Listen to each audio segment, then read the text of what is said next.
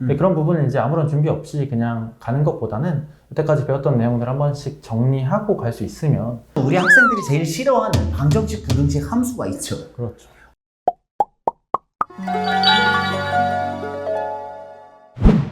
안녕하세요. 대치동 캐슬입니다. 안녕하세요. 오늘은 제 옆에 오랜만에 박종현 선생님 모셨습니다.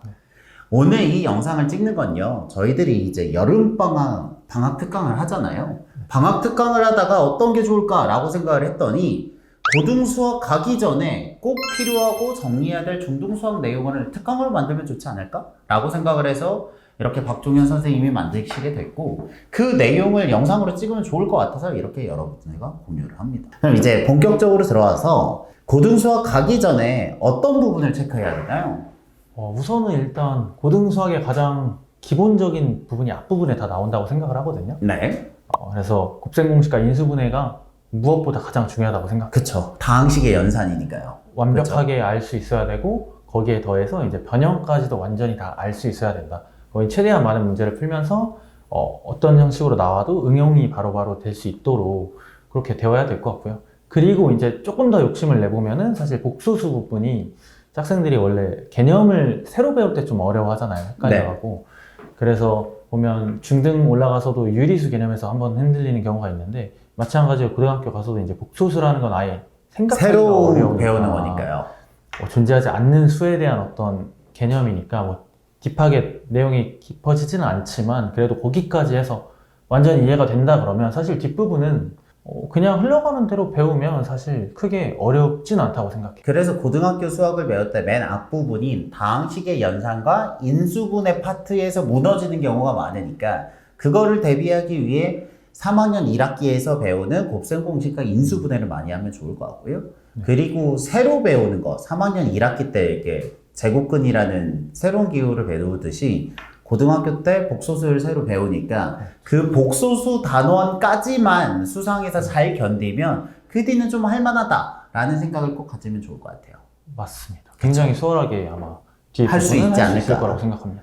그렇게 그 곱셈공식과 인수분해를 넘어가면 다음에는 우리 학생들이 제일 싫어하는 방정식, 부등식 함수가 있죠. 그렇죠. 어쩔 수 없습니다. 고등수학을 잘하려면 이 부분을 점검해야 되기는 하는데요. 그럼 먼저 방정식은 뭐를 점검해야 되나요?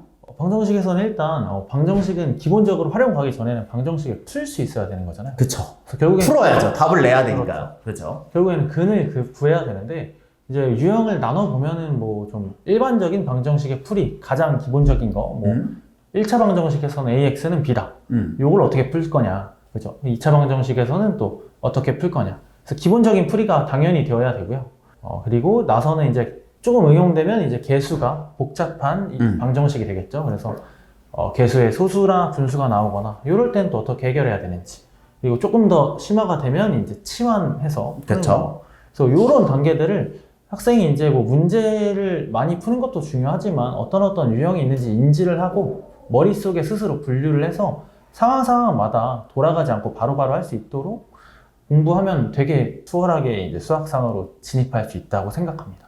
일단 방정식을 풀 수 있어야 되니까요. 방정식이 어떤 구조고 풀이에는 어떤 방법이 있고 이럴 땐 어떻게 풀어야 되는지에 대한 기본 과정이 있어야겠죠. 그렇죠. 한마디 더 붙이자면 저는 꼭 중요한 것 중에 하나가 3학년 1학기 때 배우는 2차 방정식의 근의 공식 유도라고 생각합니다. 맞습니다. 이거 x는 2a분의 마이너스 b 플라 마이너스 루트 b제곱 마이너스 4ac거든요. 뭐 말은 긴데 대부분 많이 외우고는 있는데 이거 유도하라고 하면 못하는 경우들이 있어요. 맞죠. 근데 이 근의 공식들이 그 근의 공식에도 쓰이지만 그 뒤에 판별식에도 쓰이고 그 뒤에 근각에서 관계에서도 많이 쓰이거든요.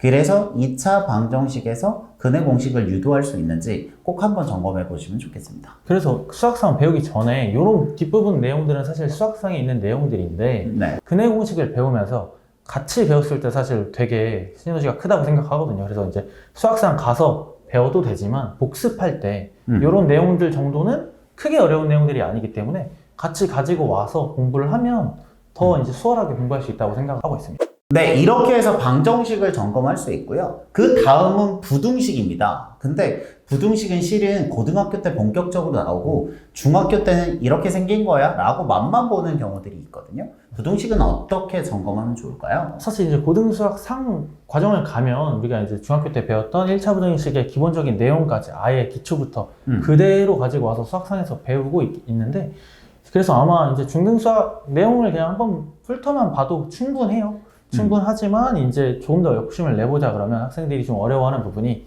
이제 2차 부등식인데, 그 부분을 이제 다음에 이제 함수 부분 얘기할 때 같이 얘기해야겠지만 2차 함수를 배울 때 이 부분도 살짝 좀 건드려줘서 어떤 관계가 있는지만 이해할 수 있으면 매우 좋을 것 같아요.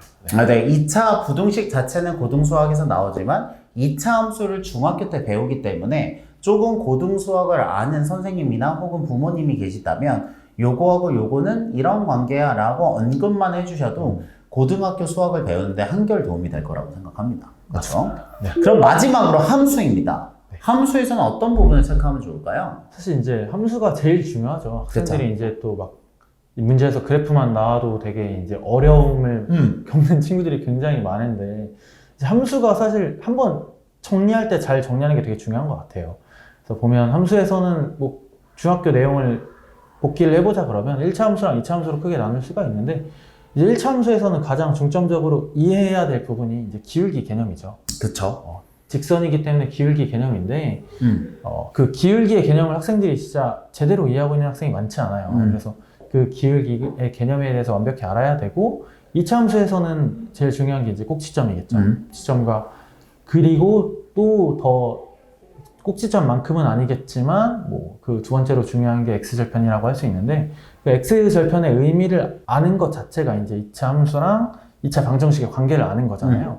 그래서 이렇게 전반적으로 2차 함수 배우면서 2차 방정식이랑 거기서 아까 말했듯이 곁들여서 2차 부등식까지 한번 정리를 할 수 있으면 거기까지 학생이 완전히 이해할 수 있다고 하면 고등수학을 하는데 전혀 어려움이 없을 거다, 이렇게 생각을 하고 있습니다. 이게 왜 그러냐면 고등수학에서요, 그 가장 큰 목표 중에 하나가 중학교 때 따로 배웠던 2차 방정식과 2차 함수와 그리고 고등학교 때 본격적으로 배우는 2차 부등식이 서로 다르게 표현한 것일 뿐 같은 것이야 라고 이해를 하는 게 굉장히 중요하거든요.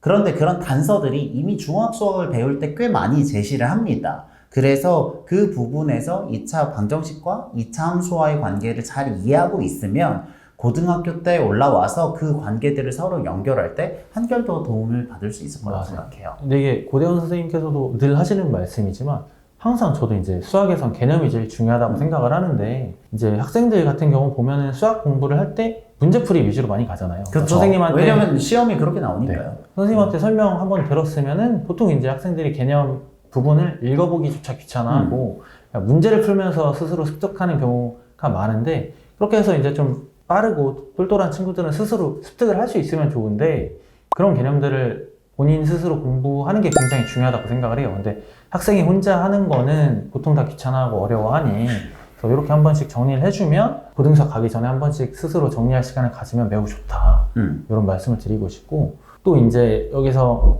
하나 더 짚고 넘어가면 좋을 게 이제 활용 단원들이잖아요. 대수에서는 항상 이제 제일 어려운 부분을 얘기하면 활용 부분이니까, 네, 방정식의 활용, 뭐 함수의 활용, 부등식의 활용이 제일 어려운 부분이니까.